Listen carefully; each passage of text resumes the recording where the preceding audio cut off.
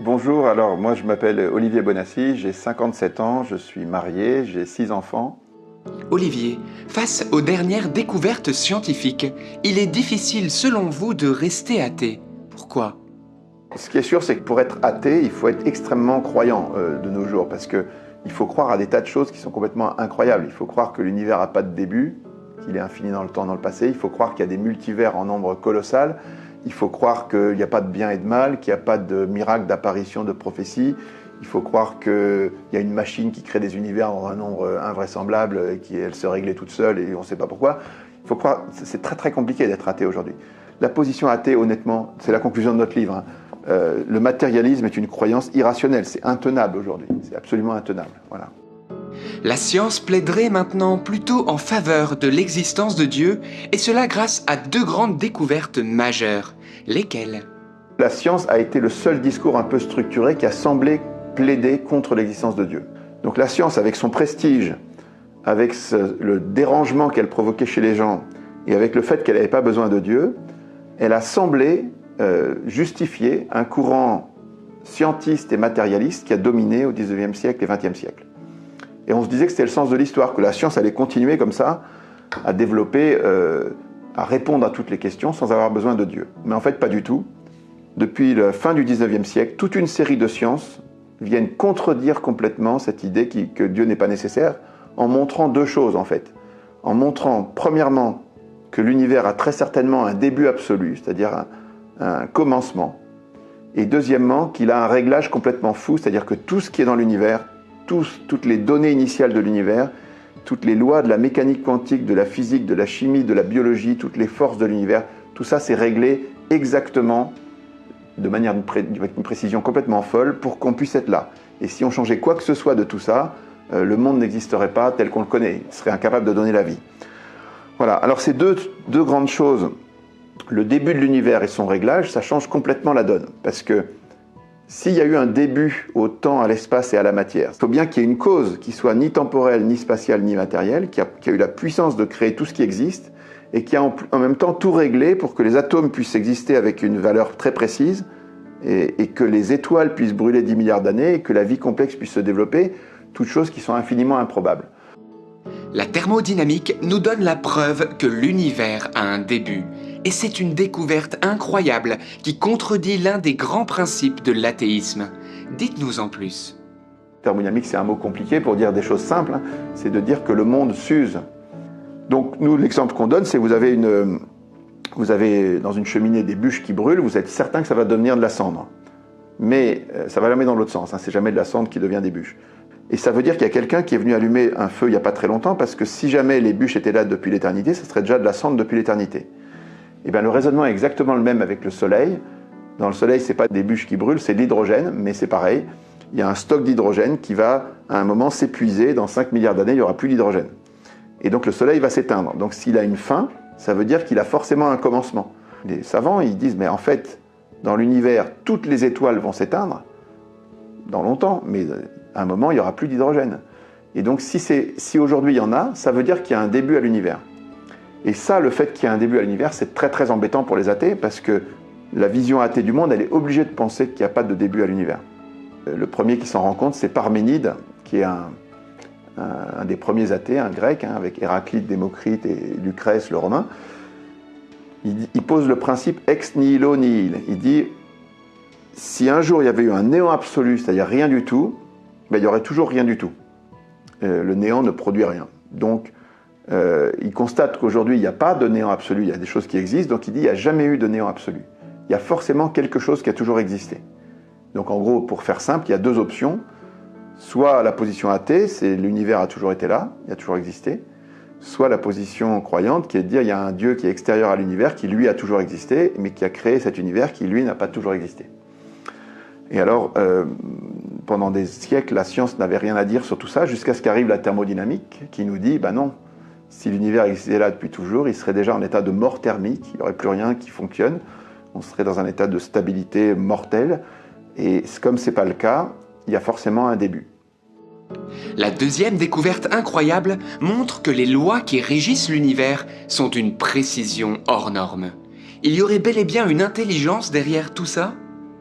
le réglage de l'univers est d'abord dans ses tout premiers instants. Si la vitesse d'expansion de l'univers un instant après le Big Bang, elle n'est pas exactement le chiffre qu'elle a eu, si vous changez le 15e chiffre derrière la virgule dans un sens ou dans l'autre, l'univers se détraque. Soit il va trop vite, il n'y a que du gaz, soit il va trop lentement, il s'effondre en trou noir. Donc vous ne pouvez pas imaginer la précision du réglage de l'univers. Vous connaissez l'analogie de Trinh Xuan Chuan là, qui dit c'est la même précision, juste cette expansion, que si vous jetez une flèche et qu'elle doit se planter dans une cible de 1 cm² qui est à l'autre bout de l'univers. Donc vraiment une probabilité absolument infime. Tout l'univers, 380 000 ans après le Big Bang, quand il émet la première lumière, il est d'une homogénéité absolument folle. Tout est à la même température qu'on mesure aujourd'hui à 2,725 degrés Kelvin. Mais il y a quand même des petites différences de température qui sont d'un 10 millième de degré, 10 puissance moins 5. Si à la place de 10 puissance moins 5, c'était 10 puissance moins 4 ou 10 puissance moins 6, les galaxies ne pourraient pas se former. Et s'il n'y a pas de galaxie, il n'y a pas d'étoiles. S'il n'y a pas d'étoiles, il n'y a pas de vie. Donc, la probabilité de réglage de la répartition de la masse et de l'énergie 380 000 ans après le Big Bang, elle est absolument délirante. Le prix Nobel 2020 qui s'appelle Roger Penrose, il a calculé que c'est une chance sur 10 puissance 123. Ce qui est un chiffre qui n'a aucun sens. C'est une précision complètement délirante. Donc, pour résumer, les données initiales de l'univers sont réglées de manière complètement dingue. C'est le réglage le plus fou. Fred Hoyle se convertit. C'est le premier des scientifiques, il y en a beaucoup, qui se convertit à cause des réglages fins de l'univers, qui donc va dire c'est pas possible, il y a un supercalculateur qui a créé les lois de l'univers. Olivier, merci pour ces arguments forts. Mais il y en aura toujours qui diront « c'est le hasard ». Que pouvons-nous leur répondre?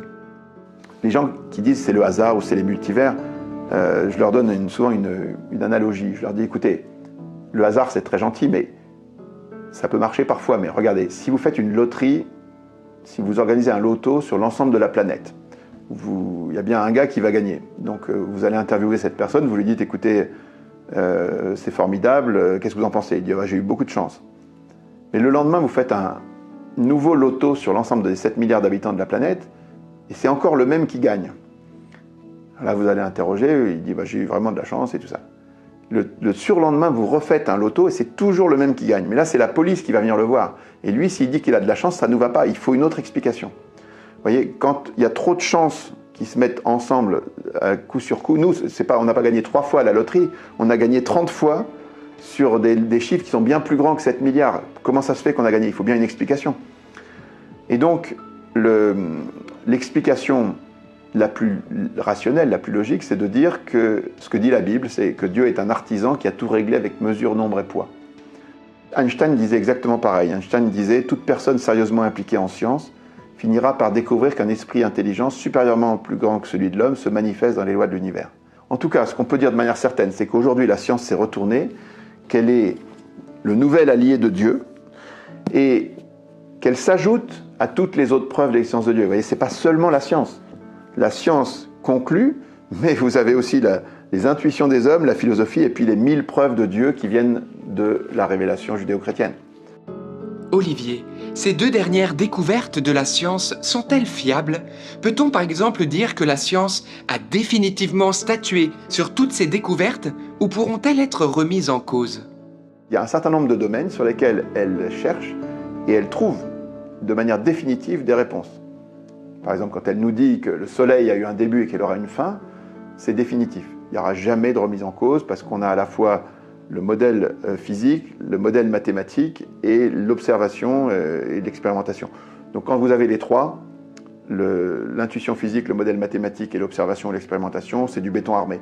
Donc là, la science a conclu par exemple que le Soleil avait eu un début et qu'il aura une fin, ce qui a des conséquences énormes. Ce qu'on peut dire, c'est que les découvertes nouvelles, c'est un peu le fameux adage là, qui n'est pas de Pasteur mais qui est de Bacon, qui dit un peu de science éloigne de Dieu, beaucoup y ramène, c'est exactement ce à quoi on arrive. En plus des preuves scientifiques qui plaident pour l'existence de Dieu, il existerait des preuves philosophiques imparables. Pouvez-vous nous en citer une particulièrement convaincante? Sur ça sont venues les preuves philosophiques, c'est-à-dire que les Platon, Aristote, saint Thomas d'Aquin, Leibniz et plein d'autres ont fait des preuves disant que s'il y a des choses qui existent, elles n'ont pas l'existence par elles-mêmes, donc ça veut dire qu'elles reçoivent leur existence d'une cause. Et cette cause, elle la reçoit elle-même d'une cause, et ainsi de suite.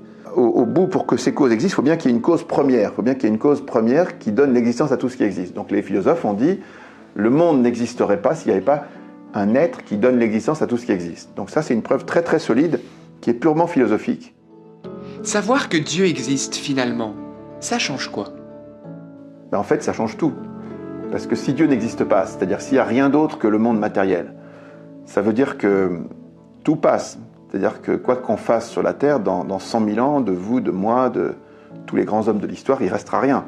Donc s'il n'y a rien d'autre que le monde matériel, eh bien, la vie est complètement désespérante. C'est-à-dire qu'on peut faire n'importe quoi, de bien, de mal, peu importe, de toute façon, il ne restera rien. Et donc on a une vision du monde qui est complètement déprimante, qui est complètement... voilà, il ne faut pas s'étonner que les gens prennent des antidépresseurs et qu'il y a beaucoup qui se suicident, parce que ça n'a pas de sens. À l'inverse, s'il y a un Dieu qui existe, c'est-à-dire que si, au-delà du temps, de l'espace et de la matière, il y a quelque chose qui est en dehors du temps, c'est-à-dire un être qui demeure à jamais, éternellement, et qu'on peut interagir avec lui, alors tout ce qu'on va pouvoir construire qui va demeurer éternellement, ça a une valeur infinie par rapport à tout ce qui est sur la Terre, qui a une valeur relative, quoi qu'on fasse. Si jamais cette éternité existe et qu'il y a des biens de valeur infinie, ça justifie que sur la Terre, des fois, on puisse même donner sa vie, qu'on puisse...